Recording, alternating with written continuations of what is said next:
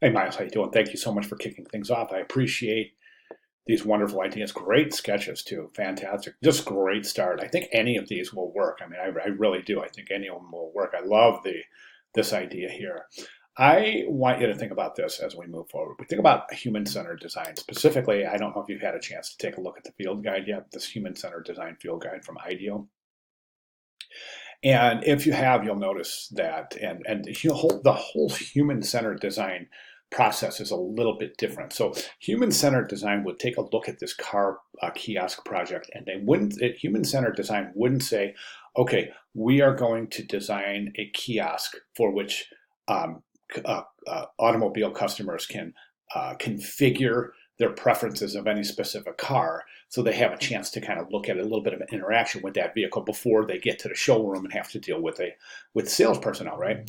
And IDEO wouldn't do that. They wouldn't say, yes, that's what we're doing. IDEO would take that situation and say, we are going to change the way in which individuals buy automobiles. So human-centered design is very much a process of solving human problems, not designing human products. Okay, does that make sense? So if we follow that, it naturally allows us to springboard into more engaging ideas, more useful ideas, and really a more pertinent solution to a perceived problem. The reason I say that is because I think that at this point, I want you to take your ideas and just really, really, turbocharge them.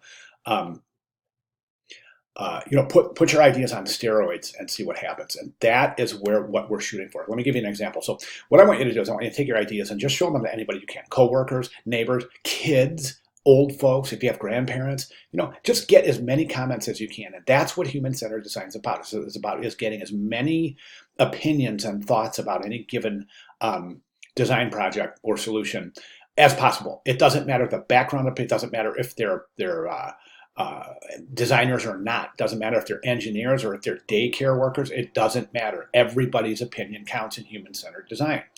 And this way, we're allowed to really springboard our ideas into a level of engagement that we just can't reach in basic design process. So you could do things like this. You could take this idea, this simple kiosk, and you could engage things like a simulator, a drive simulator. So you'll have a chance to simulate the drive based on the tires that you select, the model, the transmission, the suspension, etc., etc. Do you see what I'm saying? Further, you could even take that kiosk and you could allow that driving simulator to simulate the way the car would drive in 10 years with 180,000 miles on it or whatever. You know what I'm saying?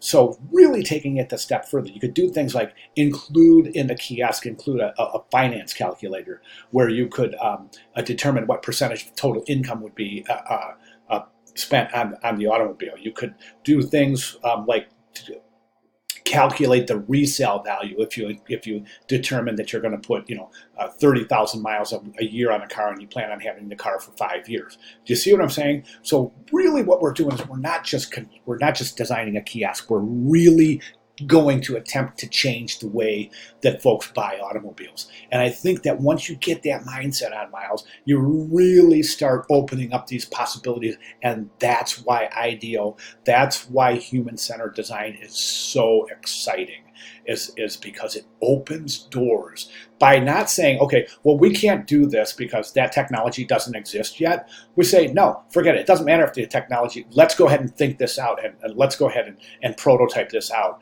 Even though the technology doesn't exist. That way, we're not impeding our creativity based on current technology, right? So we'll find a way around the technology. It's the ideas we're after. All right. So those are my recommendations. It's just to really take your team and push this thing, push it like you've never pushed your creativity before, and allow outside players a chance to contribute by getting as many eyes and opinions on your work as possible. Okay, great job, Miles. Thanks very much. Hey, man, any questions at all, please let me know. And I do want to say there's somebody right outside my studio window blowing leaves. So if you hear that really obnoxious noise, I totally apologize. I know it's pretty annoying, but I apologize for that. All right, thanks, Miles. Let me know if you have any questions. Thanks, man.